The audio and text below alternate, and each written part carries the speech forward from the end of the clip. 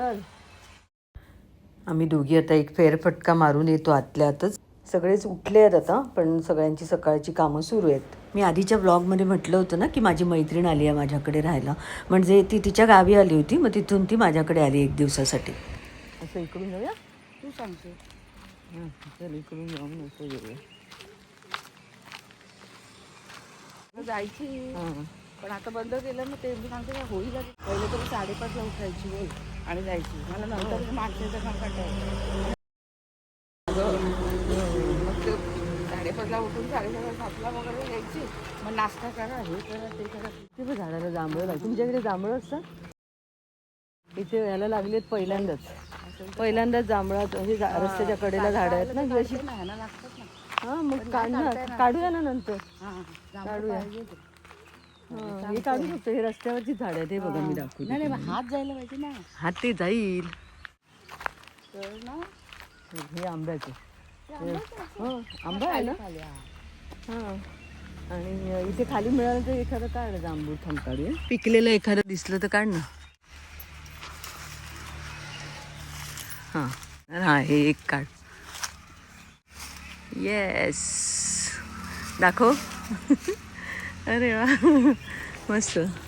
तेव्हा तिकडे केवढी लागली. हा बघितलं केवढी लागली आहे.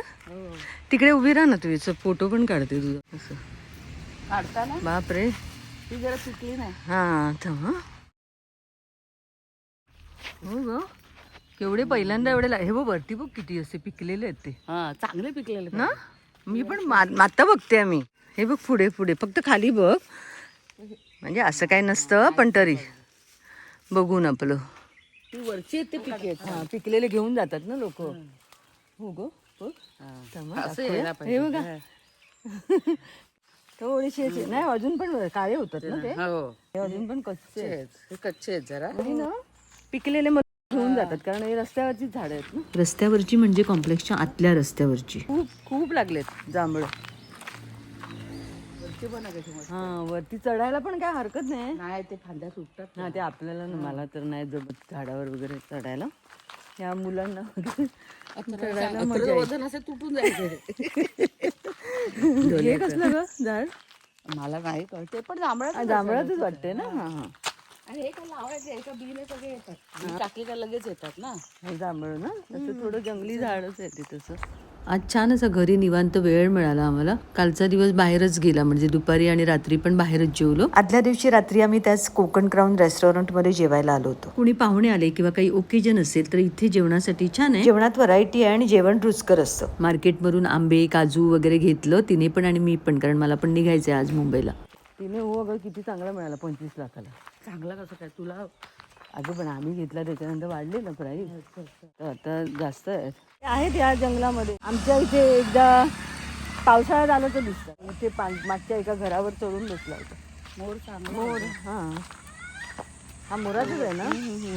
असं ना ते इथेच म्हणजे हे जंगलच आहे ना. ते दुसरा पक्षी पण असतो बघ, त्याचा पण आवाज आहे वाटतं. दुसरा पण असेल तर ते काहीतरी वेगळे. मोराचा आवाज म्याव म्याव असं असतो ना, तो येतो सकाळचा. हा आता दुसऱ्या पक्षाचा असेल. आलो आम्ही फेरफटका मारून घरी.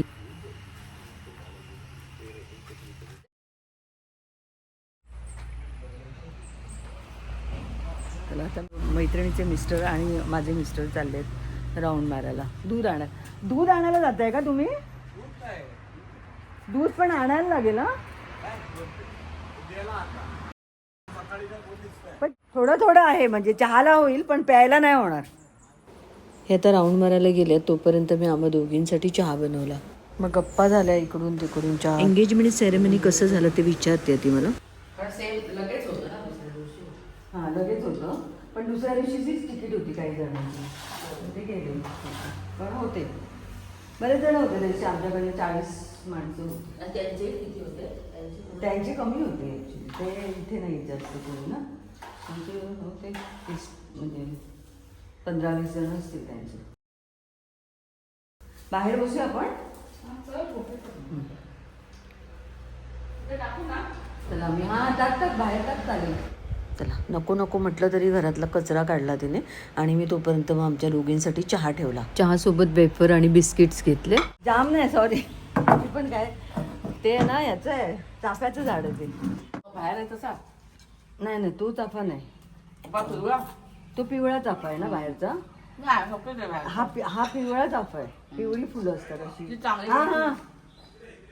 काय झालं मागे कुठे? बापरे जांभळ बघ.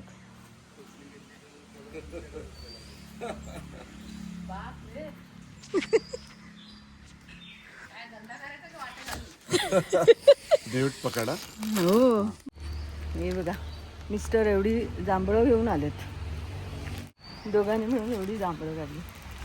प्लॉटवर कोणी लावलेली नाही आहेत झाडं जास्त, पण मोठी आहेत ना. कारण बाहेरच एवढे आहेत ना. हा आता ठेवते आता. तिथे पंखा लावून वाटतं ना गरम होतं. हा त्याचं ना माझा पण अवतार बघ काय झाला.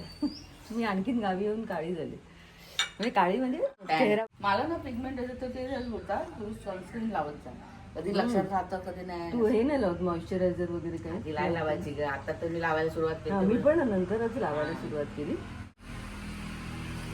मी बॉडी शॉपचं घेते, पण मग कधी आता लॅक्मेचं वगैरे ते पण वापरते. पॉन्ड्सचं वापरते, सॉरी लॅक्मे नाही, नाही आता मी लॅक्मीचं घेतलं, पॉन्ड्सचं चांगलं येतं.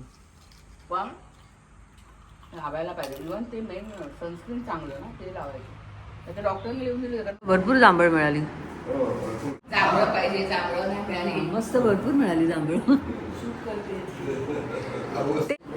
बॅग मिळतात पण हे जरा चांगलं, कारण गाई याचं आहे ना पॅकेट सकाळी देतात. ते गावचे लोक हा. डेअरीमध्ये घेऊन घालतात. देतात त्यांच्याकडनं घ्या.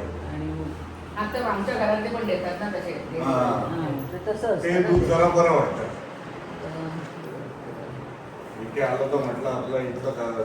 नमस्कार, सोनल्स किचन ब्लॉगमध्ये तुमचं अगदी मनापासून स्वागत.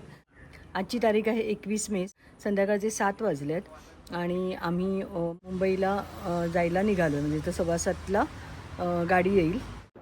माझी मैत्रीण आणि तो दुपारी 12 वाजता निघाले इथून. ते राजापूरला त्यांच्या गावी जाणार होते, जेवायला नाही थांबले.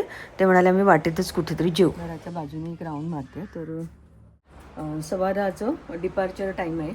हे बघा गाडी येऊन थांबली आहे. आम्ही जातो आहे आज फ्लाईटने चाललो आहे, कारण आमची ना ट्रेनची तिकीट होती पण कन्फर्म नाही झाली ती ॲक्च्युली. तर मग आम्हाला आजच निघायचं होतं कसं पण करून, तर त्यामुळे मग आम्ही आज जातो आहे. फ्लाईटचं तिकीट घेतलं मग, तर आता मोपा एअरपोर्टवरून जाणार आहे. तर चला तुम्हाला पण दाखवते. मोपावरून याआधी पण आम्ही एकदा मुंबईवरून इथे आलो होतो गावी, तर तेव्हाही मी व्लॉग बनवला होता त्याचा आणि मी दाखवलं होतं एअरपोर्ट. तर आमच्यापासून अगदी जवळ आहे, म्हणजे 25-30 किलोमीटरवर असेल, आता कळेल एक्झॅक्ट. तर जवळ आहे, म्हणजे पाऊण तासामध्ये वगैरे पोहोचू आम्ही तिथे.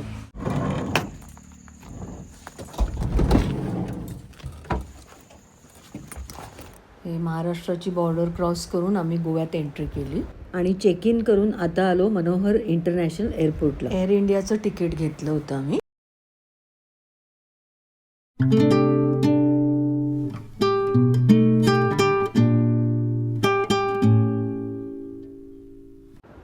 आता इथल्या लाऊंजमध्ये आलो आहे आम्ही खाण्यासाठी. आणि कोणाला माहीत नसेल तर माहितीसाठी सांगते, जर आपण एअरलाईन्सने ट्रॅव्हल करत असू तर एअरपोर्टवर असणाऱ्या लॉन्जवर आपण अनलिमिटेड फूड फक्त 1 रुपयामध्ये एन्जॉय करू शकतो. तर त्यासाठी आपल्याकडे व्हॅलिड डेबिट कार्ड किंवा क्रेडिट कार्ड असावं लागतं. आणि हे कार्ड व्हॅलिड आहे की नाही ते आपल्याला त्यांच्याच काउंटरला जाऊन चेक करायचं. तर आम्हाला HDFC बँकच्या कार्डवरती या ठिकाणी ॲक्सेस मिळाला. फूड तर खूप मस्त होतं. काय घातलं?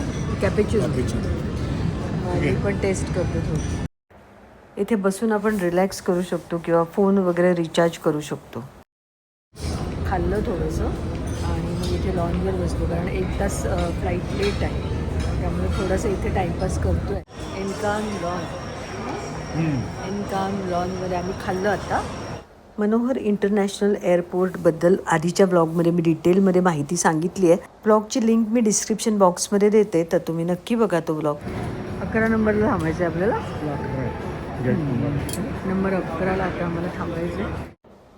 फ्लाईटला जवळपास 2 तास उशीर झाला, म्हणजे 12 वाजता टेक ऑफ केलं. आणि हे आता मुंबईला सांताक्रूज एअरपोर्टला उतरलो, ओला बुक केली आणि घरी पोहोचलो रात्री 3 वाजता. आणि आता दुसऱ्या दिवशी सकाळी इराला दाखवते. बाबू तू तोडलेला ना झाडावरून, दोन्ही हाताने पकड, दोन्ही हाताने पकड.